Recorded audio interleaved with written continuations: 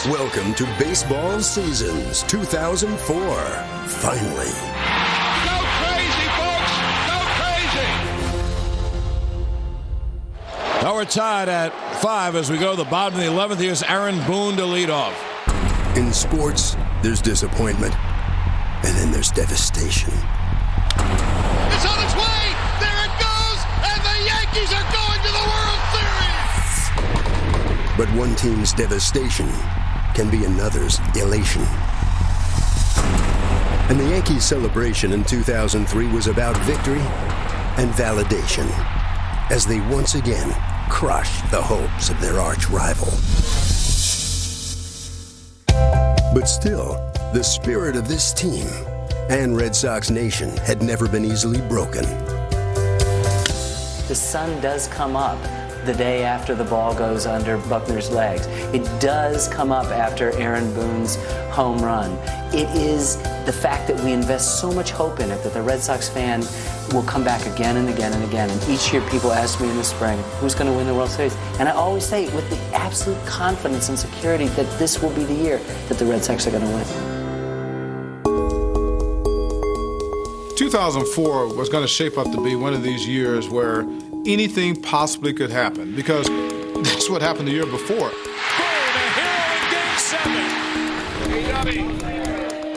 So you come into spring in 04, they're all being asked about each other. Sox being asked about the Yanks, vice versa. Who knew where this thing was going? But at the time, the Sox were still the little brother always getting beat up by the big brother, and there was no answer for that. Someone would have to answer for not pulling Pedro Martinez earlier in Game 7 of the ALCS. Pedro wanted to stay in there. He wanted to get the job done, just as he has many times for us all season long. But Grady Little was let go shortly after the series and replaced by Terry Francona. We're supposed to win here. We're trying to win next year, but we're trying to win for a lot of years after that. Morning. Normally when you take over a team, there's some rebuilding to do. This wasn't the case. I mean, they were built to try to win. I was pretty fortunate to be in that situation. Yeah, look at what kind of manager we had, dude. Francona could be coolly confident thanks to the Sox acquisition of star righty Curt Schilling, who cemented a starting staff thought of as suspect in 2003. I wanted to play for them. I wanted to play in that organization, and ultimately we got a deal done, and it worked out all right. Oh, okay. It's a Latin thing. He just solidified that rotation because you already had Derek Lowe, who was solid. You already had Tim Wakefield, who was solid. You know, I was going out there every fifth day, and you had Pedro. With the starting pitching much improved, management turned to another pressing need. A bona fide closer, a need they filled in free agency with Keith Folk, who'd led the league with 43 saves for the A's in 03. It made me feel good to be wanted, you know, to be that piece that they thought they were missing to take them to the next round. And the Sox weren't done dealing. For months, they'd been plotting an even bigger strike. A trade for perhaps the most complete player in the game, Alex Rodriguez. There's number 57 for A-Rod. Negotiations, though, eventually collapsed. And then, just as spring training began, things took an even crueler turn. Aaron Boone is our third baseman, and I was looking forward to that. Then he has this unfortunate accident playing basketball and hurts himself, and then all of a sudden I get a call on a Friday night, says this may happen in the next couple of days, Alex Rodriguez. I said, wow. The Yankees had done it again. Over there, new fan. The Yankees jumped in, and within a week, once they heard that I wanted to move to third base and I wanted to become a Yankee, then the deal happened pretty quickly. It was a stunning turn of events, further stoking the Yanks-Sox rivalry.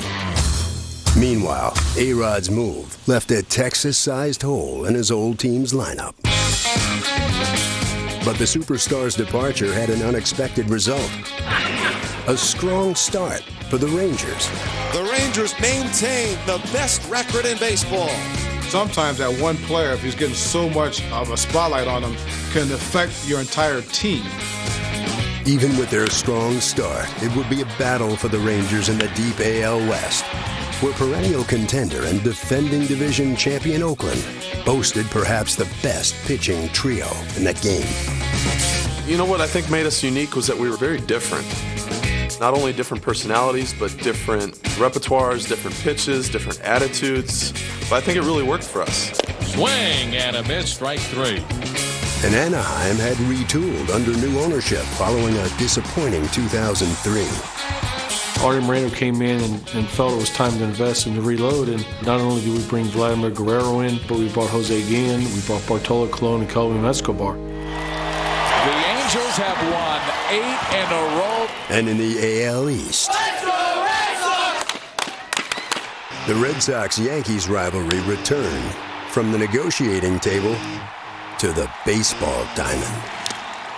Boston Red Sox have won Game 1 of 19 against the Yankees.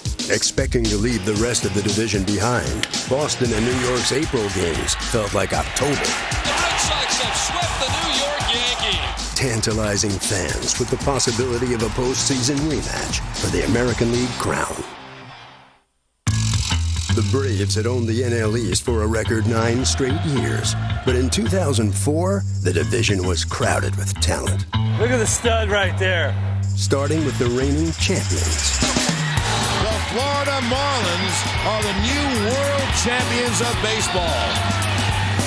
With most key parts of their surprising team returning, the Marlins were out to prove 2003 was no fluke. And then, in Philadelphia, another talented club promised to be a factor as it looked to break through to the playoffs. Finish him off, baby, right here. Let's go. This is the favor of the National League East.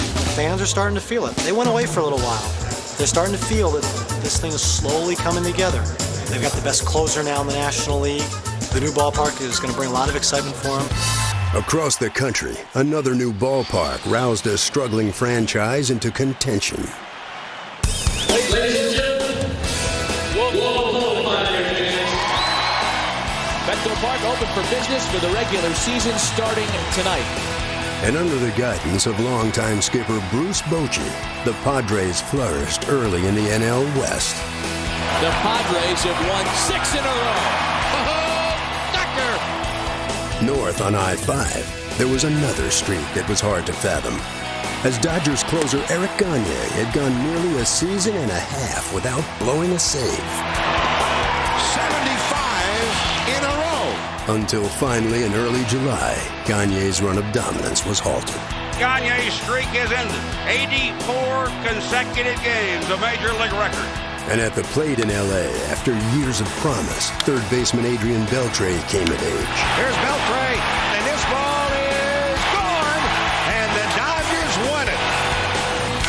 He was a person who really stepped up to the plate and made immense change in his composure, everything about him. And when he went to the plate, he was an MVP. He made that year for that team. As the Padres and the Dodgers fought for early control of the division, the defending NL West champion Giants struggled, even as Barry Bonds chased his 4th straight MVP and a piece of history.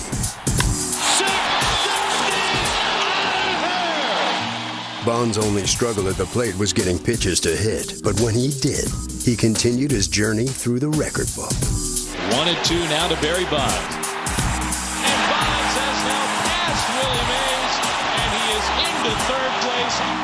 And Bonds wasn't the only star thriving years longer than expected.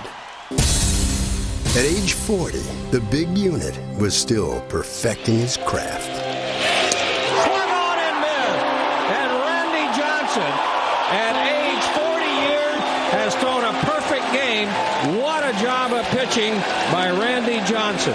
He went out there a lot of games with potential to throw perfect games or no hitters. And on that particular night, he was pretty electric. It was a lot of fun to watch. Another aging veteran, Ken Griffey Jr. What's up, gentlemen? Was aiming for a renaissance in the NL Central. Injuries had hampered his production for years. But early in 2004, he wasn't just healthy. He also had an historic milestone in his sights. There it goes. Right field. This ball is history. 500 for Griffey.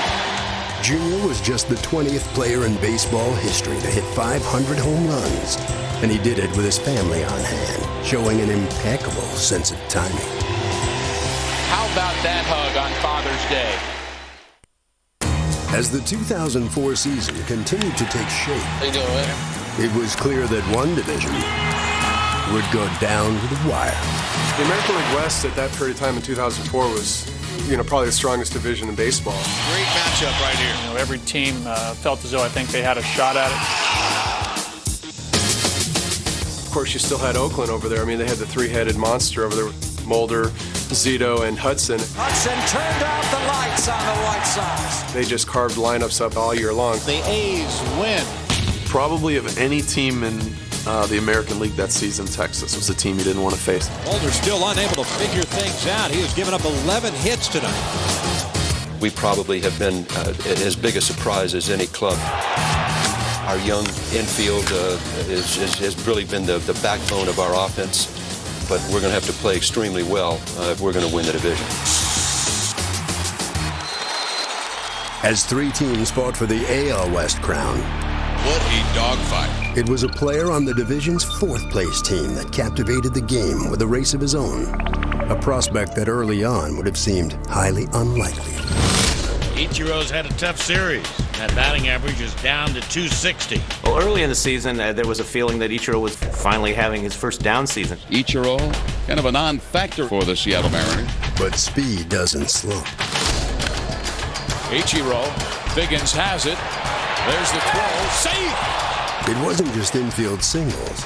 Soon, Ichiro was racking up hits at a furious pace. Fastball hammered into the gap, and that's his 7th straight hit. And that gets him over the 350 mark now. George Sisler's record for hits in a season had stood for 84 years. But suddenly, it no longer seemed so unbreakable. Guy is amazing. Then at the All-Star game, Ichiro sparked a 6-run first as the American League cruised to a 9-4 victory. A huge first by the American League, and they are able to hang on. The win guaranteed the AL home field advantage in the World Series. A fact that certainly wasn't lost on the Minnesota Twins, as the two-time defending AL Central champs set their sights on another title. Touch them all, Torrey Hunter! Twins win the game, 8-5. And as the Twins division lead continued to grow, it became evident baseball's next big thing had arrived. His name was Johan Santana. In that 2004 season, he put it all together, man. Santana has now retired 9 White Sox batters in a row. He could throw strikes on both sides of the plate, at the knees. Trying for his 10th, and he got it. Put that together with the stuff he was throwing, it's a recipe for a lot of outs. Santana has really just shut the door. That pitch was nasty right there. He could do no wrong that year, and every time he went out, we knew we were going to win. If you were to vote for the Cy Young, it would have to be him. Santana's 20-6 record and 2.61 ERA would earn him his first Cy Young Award. Wow, what a performance by Johan Santana. While in St. Louis, a Cardinals star was again pounding baseballs all over the park.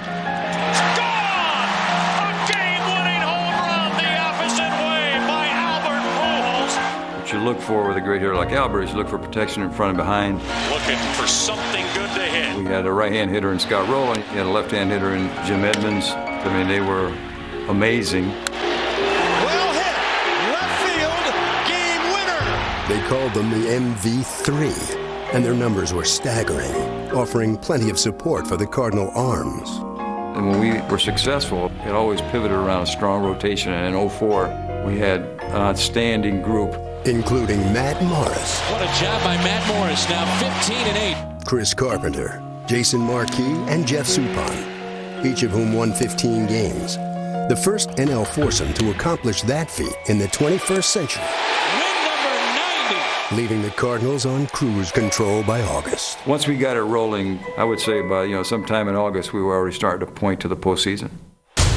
Atlanta had been pointing to the postseason for 12 straight years. But whispers that their run might finally be coming to an end were growing louder. There is no way in the world that anybody could expect that the 2004 Braves would do anything but collapse. No Gary Sheffield, no Javi Lopez, and then... I mean, when you don't have Maddox on your staff, I mean, you're a little leery. And here they are losing all these great players, and they're supposed to compete? Well, we had to have some starting pitchers step up. I thought they all had good seasons. Russ, of course. Fastball, strike three call. Jarrett turned in to be the #1 starter. Here's the 0-2 on the way to Piazza, strike three call. Mike Hampton was a bulldog as advertised. And Kent strikes out as Hampton blows him away. These guys were able to recover from losing greatness. I mean, that's just astounding. The names were new, but the story the same, as the Braves opened an 8-game lead by mid-August en route to another easy title. Elsewhere in baseball, other teams were mining for talent. Two teams in particular struck gold.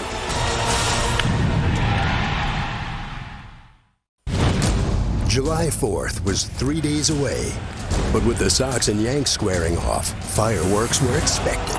Not me. You're not going to intimidate me. Don't throw at me.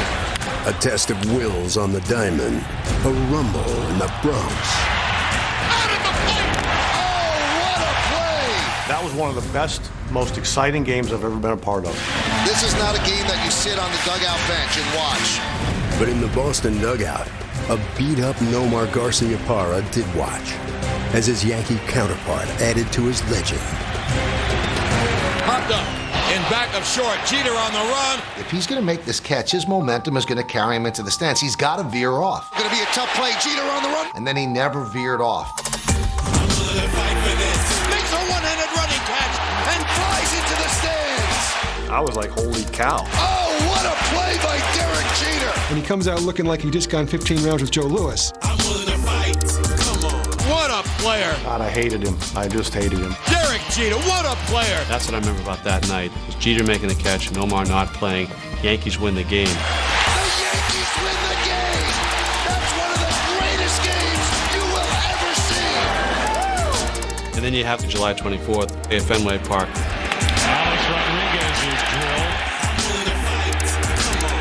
Varitek and A-Rod going at it. This only heightens the anger between these two teams.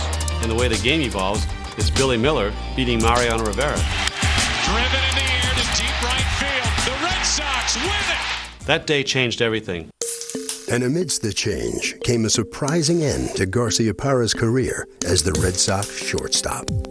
Definitely a shock. It was a blow to me. I mean, I never wanted to leave. See you guys. But there's a business side of baseball. And Boston made the business decision to upgrade their defense, acquiring Orlando Cabrera and Doug Mankiewicz. Defensively, there's no question this team is much, much better. They also acquired the man second in the NL in stolen bases. And everyone just kind of welcomed me and just said, okay, so, we got our team and let's win baseball games. The Red Sox have swept the Detroit Tigers, swept the Oakland Athletics, swept the Anaheim Angels, and the Red Sox have won 9 in a row. We were pushing a little bit at the Yankees, and then the last week they clinched the division.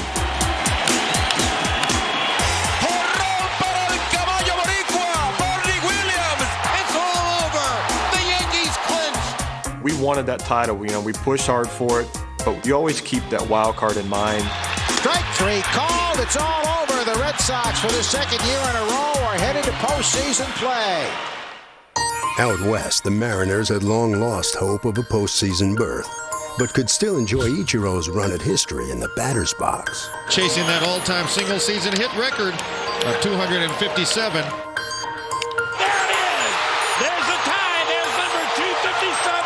The record had stood for over 8 decades. Dead even with George Sisler. But now, finally, someone had caught up.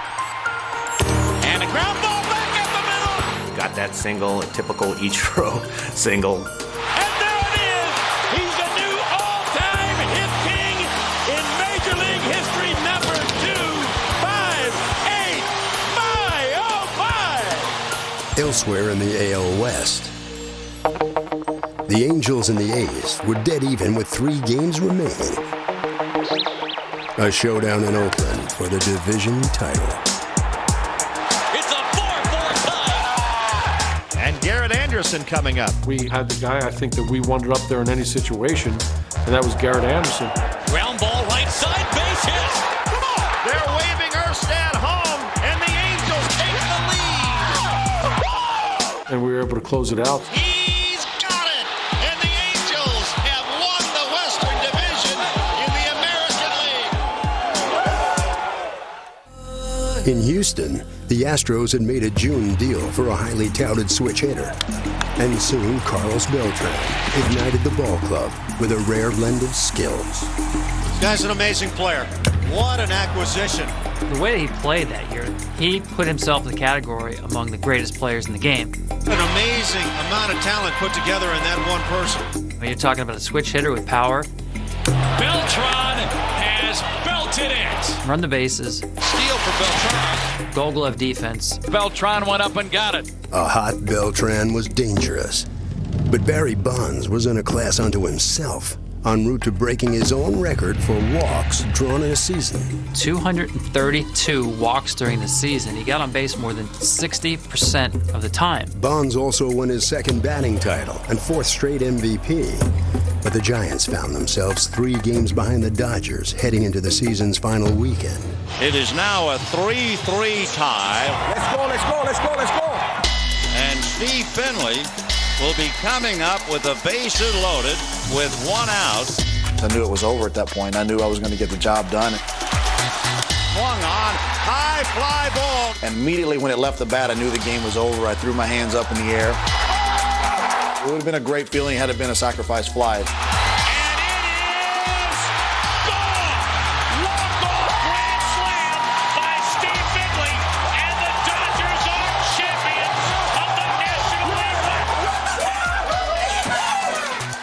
The loss also cost the Giants control of the NL wild card. And the next day in Houston, the Astros seized the final playoff spot in the NL. Struck him out. Made it over. Oh, my goodness. Playoff. Here we come. The Boston Red Sox entered the 2004 playoffs red hot and brimming with confidence. We felt like we had a chance. We could hit with anybody, and especially when you have Schilling, Pedro. Curt Schilling and Pedro Martinez set the tone for the series in games 1 and 2 against a formidable Angels lineup. Biggin strikes out swinging. And on the mound, you couldn't get much better than what Schilling was doing. Schilling throws down the gauntlet. What Pedro was doing. Pedro winds. Here's the 3-2 pitch. Swing! You had to figure that the dynamic duo with Schilling and Pedro would be difficult to beat. Back at Fenway Park, the Sox eyed a clean sweep in Game 3, but the Angels would go down swinging. He hits this ball a long way to right. Very dangerous hitter, reached out and smacked one into the bullpen. Back it goes. Gone! Tied up! And they are stunned at Fenway Park. The Fenway faithful's anxiety would be temporary, thanks to the man they called Big Papi. Taking a fly ball to left field. Way back! Way back! The Red Sox are going to the American League Championship Series on the back of David Ortiz. In October, it starts to go really mythical, starting with the walk-off home run against the Angels. Ortiz has sent Fenway Park into a celebration. Playa, playa! This is how we do it. But it was a great way to end that series. There goes the Indians! Yeah, it feels good! Kind of a breather before what everyone knew was going to be the big one the next round. While the Sox coasted through their division series, their Bronx rivals hardly enjoyed such an easy ride. Johan Santana, who has been the best pitcher in the American League, showing why tonight. He was just unbelievable, man. And when he went out, we knew we had a really good chance of winning, even if we just scored 1 run. Home run for Jock Jones. That makes it 2-0 Minnesota. We took game 1, and we had a chance to win the second game. But trailing by 1 in the bottom of the 12th, the Yanks put a runner on for Alex Rodriguez. Left center. Hit well. Way back there. This ball is over the wall on a bounce. He hit a ball in left center gap, and the ball bounced over the fence. So I remember quite well what he did in the ALDS, because he really broke my heart. And what followed may have broken Minnesota's back.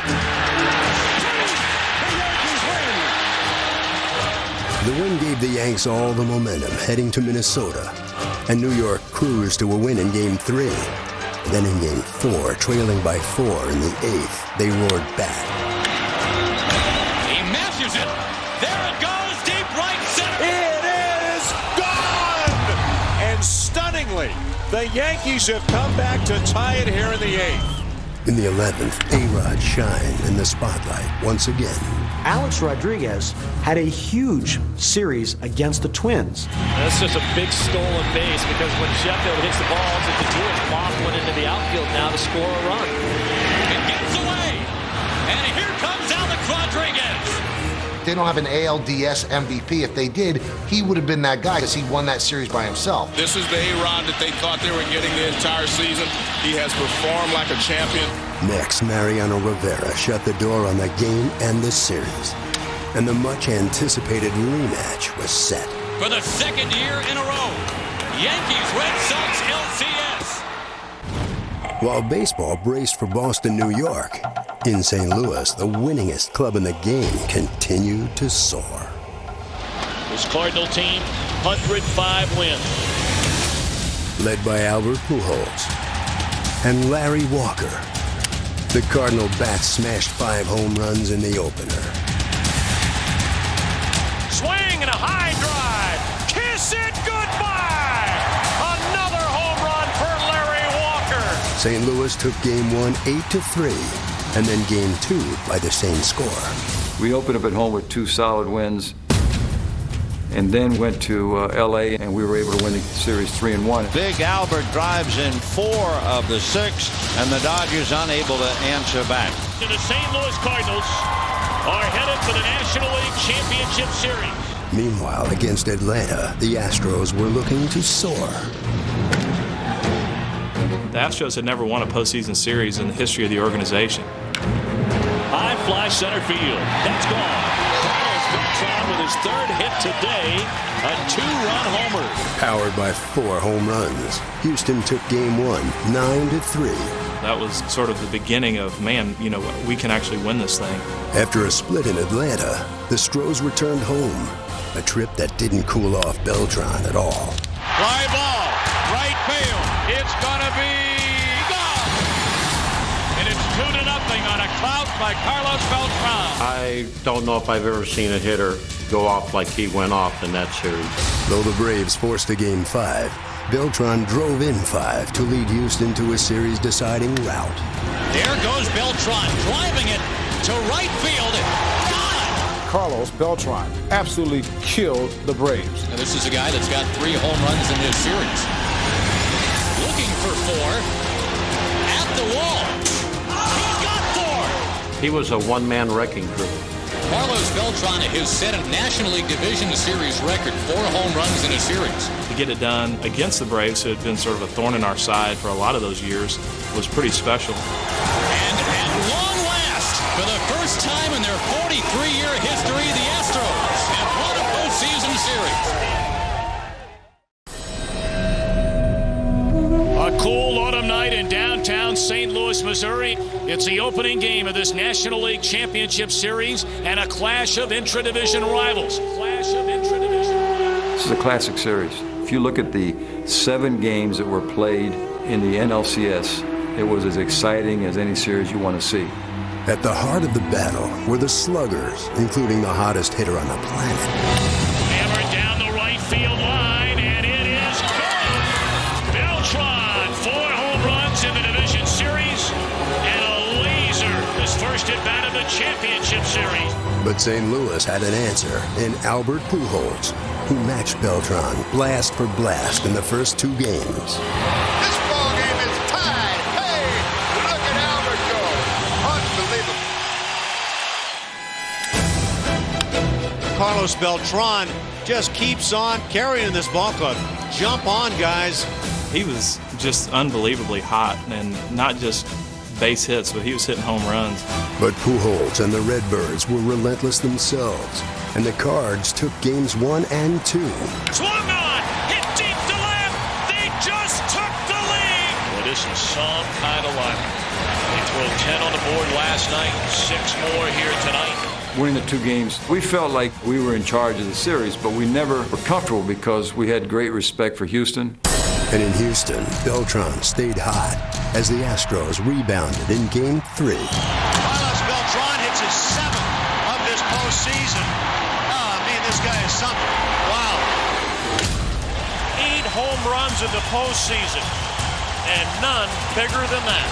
He was one of the main reasons why we ended up going as far as we did. With the series tied at 2, Game 5 in Houston went to the 9th a scoreless tie, setting the stage for a new home run hero. In the air, we go to St. Louis, with Houston in front 3 games to 2. There's bedlam at home plate for the Astros. It couldn't get any better than this. Or could it? In fact, in St. Louis, it did. We're in the bottom of the 12th. The pitch. Swing and a long one. A game-winning home run. Jimmy hits this towering home run that was an explosion in our ballpark. Listen to this crowd. They're loving it. We had survived that game. We are going to game number 7. A flare for the dramatic. Game 7 could only be decided one way, by another home run. Albert got a big hit. Now Roland with a chance to give the Cardinals a lead. And then Roland hit a 2-run homer. Roland has just given the Cardinals a 4-2 lead. A missile down the left field line by Roland. Roland's blast was more than enough for the Cardinal bullpen. And for the first time since 1987, the St. Louis Cardinals are going to the World Series. I can remember at the time thinking that's about as happy as I've ever been in uniform because we finally were going to the World Series as a St. Louis Cardinal. It was as exciting as any 7-game series in National League history. But it was played in the shadows of another epic showdown, featuring perhaps the premier rivalry in all of sports. We're in for another wild one, I'm sure. Here they are, the arch rivals on center stage again. And we're in a better situation than what we was last year. Do you think you're going to beat the Yankees? We better. If not, we're in deep trouble. In my dreams. It's fun. I think the more attention, the more people that are watching, it should be enjoyable. The Yankees were loaded. The Red Sox were loaded. It was going to be a battle. Once again, it's on. Boy, is this crowd ready. Going into the series, he wasn't doing anything different. It's another series, and we got to go out there and concentrate on the job at hand. In Game 1, the job at hand was simple. The awesome thing about being a starting pitcher is you have the ability to make 50,000 people shut up when you're on the road. 56,000 strong at Yankee Stadium. I'm not sure I can think of any scenario more enjoyable than making 55,000 people from New York shut up. But pitching on a bad ankle, Curt Schilling was ineffective, and the Yankees battered him around early. Fly ball deep down the right field line. It is one hop off the wall. Here comes Jeter. Here comes Aaron. Now coming home to score is Sheffield. And the Yankees lead it 5-0. And Sheffield fired up. Bedlam in the Bronx. The Yanks took Game 1 10-7. And the next night, fans in the Bronx greeted a familiar foe with a fresh cheer. And when the Bombers got the best of Pedro Martinez, they went up to Boston with a 2-0 series lead.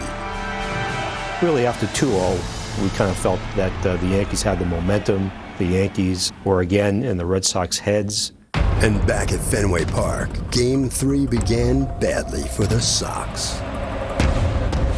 I start that game, I didn't feel that great.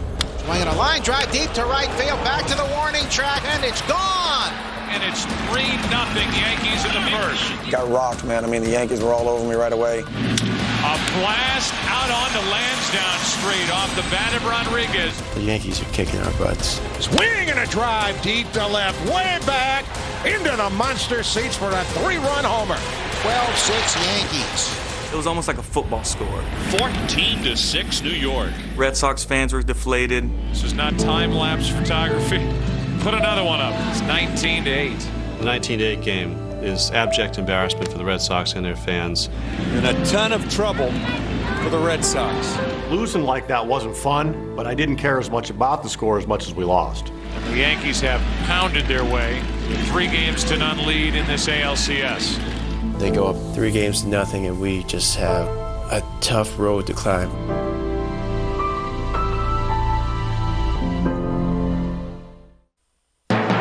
The first 3 games of the 2003 ALCS laid a gloom over Boston. How do you come back from this? Being embarrassed on your home diamond by your most hated rival. Being down 0-3 to the Yankees and getting your butt kicked in Game 3 The people in the press box who cover the Red Sox are like, well, here we go again. The curse lives. I don't care who you are. Everyone gave up. Well, almost everyone. I know you're from Masson, and I know you grew up a Red Sox fan, but don't count the Sox out. To have a guy like Kevin Millar, what a great team player. He always got us going. It's the way we like it. Down and out, and then bam, Sox Nation take over. And I remember telling him, I said, you're just dumb enough to think that we can do this.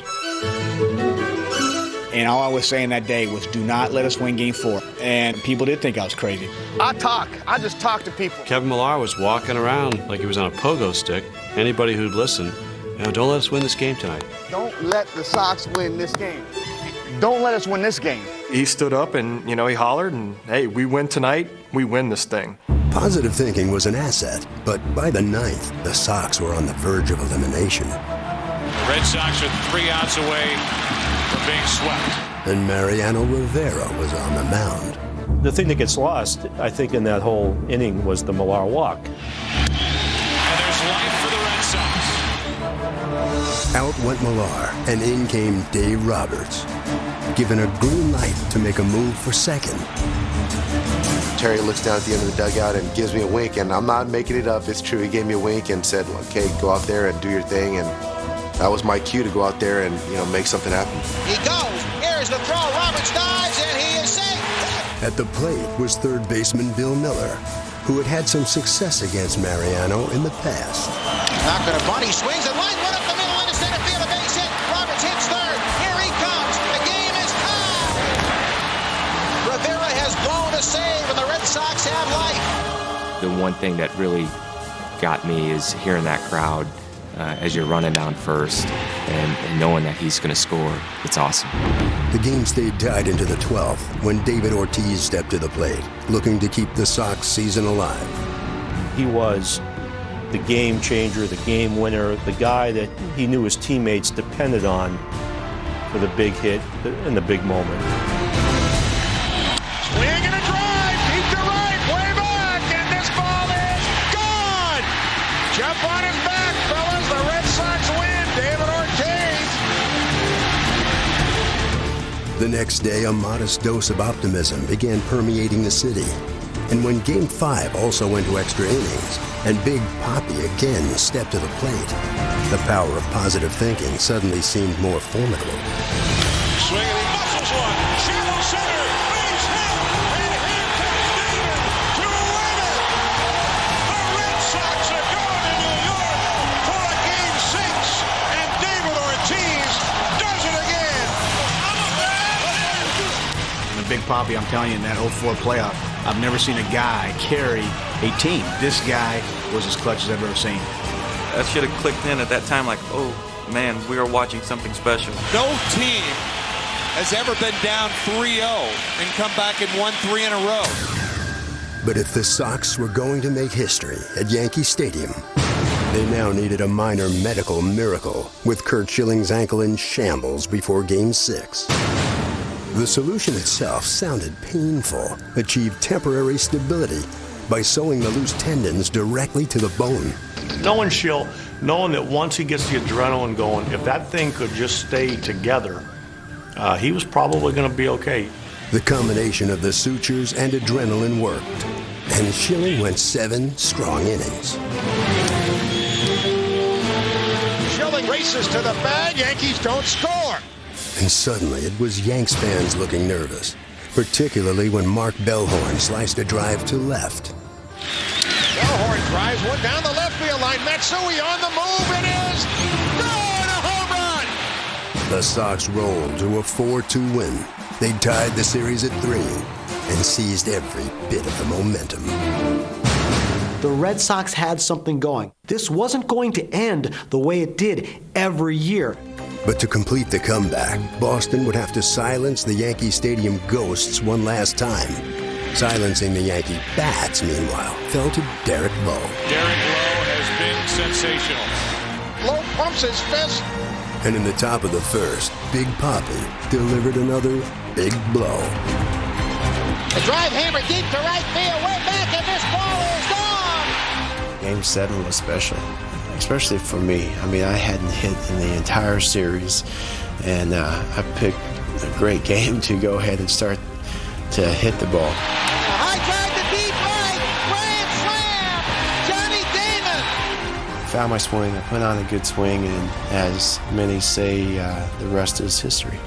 They had defeated their nemesis in the most improbable fashion. They were headed to the Fall Classic. He throws to first, and the Red Sox have won the American League pennant, the greatest victory in team history. Congratulations to the Red Sox. They deserve it. We took it to another level. American League champions. Oh my goodness. It had been 86 years since the Red Sox had won a World Series, but after a miracle comeback, confidence was high. Once we got past that big hurdle in the Yankees, then I think we felt that we could accomplish anything. That's what it's all about, boys. That's what it's all about. The Red Sox were really good. When they came back to beat the Yankees 4 times, I think they really felt like there was a team of destiny. And along with destiny, the Cards also had to deal with a red-hot Big Papi. Dude, you need to stop. All right.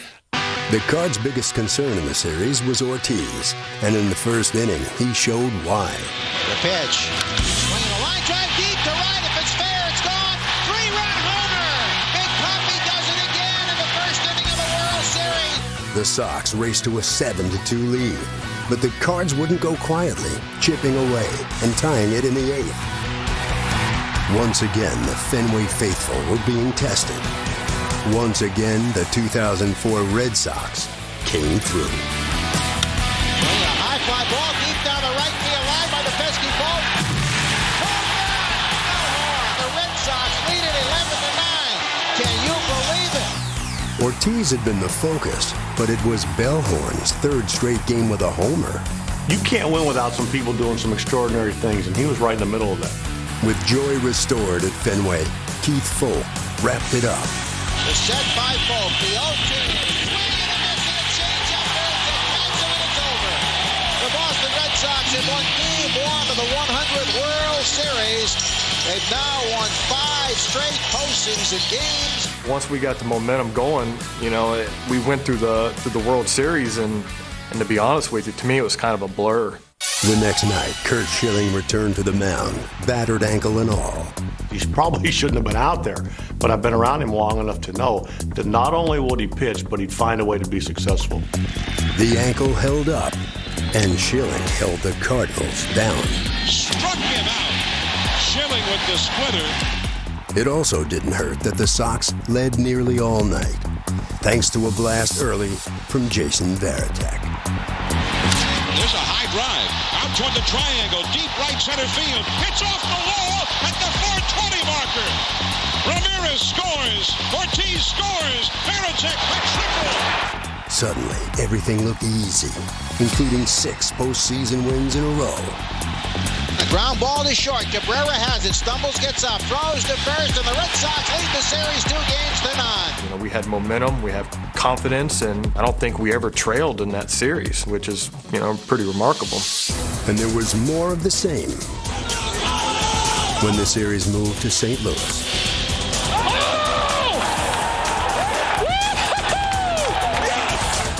Game 3 was Pedro Martinez's first ever World Series start.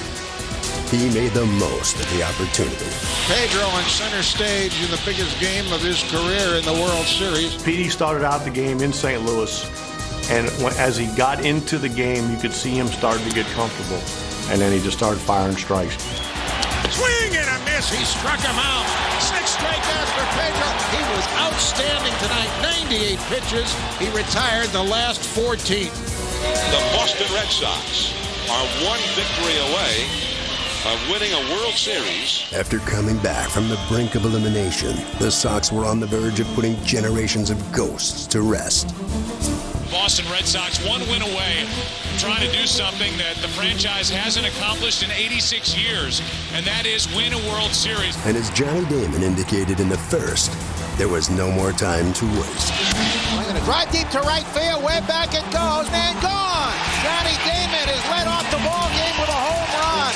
On the verge of an 8th straight postseason win, the Sox were set to finally vanquish an ancient curse. The 1-0 pitch, here it is. Back to full. Red Sox fans have longed to hear it. The Boston Red Sox are world champions. And it was as cathartic as Sox fans could have ever dreamed. Shocking the Yankees and never losing again. You think about all those teams in the past, the teams that had Ted Williams and Jim Rice, Carl Yastrzemski, and those teams never won. And you start to shake your head and say, man, we just accomplished something that was very cool. The greatest Red Sox team ever.